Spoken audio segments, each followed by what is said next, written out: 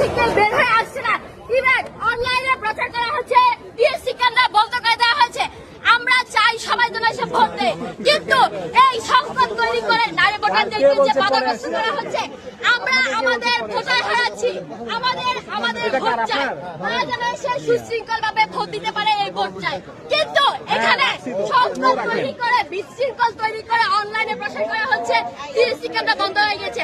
আমরা অবিলম্বে অবজেকশন জানাতে চাই, এই টিএসসি চত্বর যেন পরিষ্কার করা হয়। মানুষজন যারা বহিরাগত যারা আছে, রোকেয়া হলে ভোটার ছাড়া বাহিরে যারা আছে, এই টিএসসি কেন্দ্র যেন পরিষ্কার করে চলে যাওয়া হয়।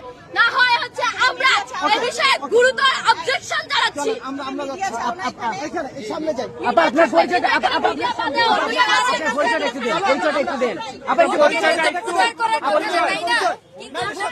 দরজায় দাঁড়িয়ে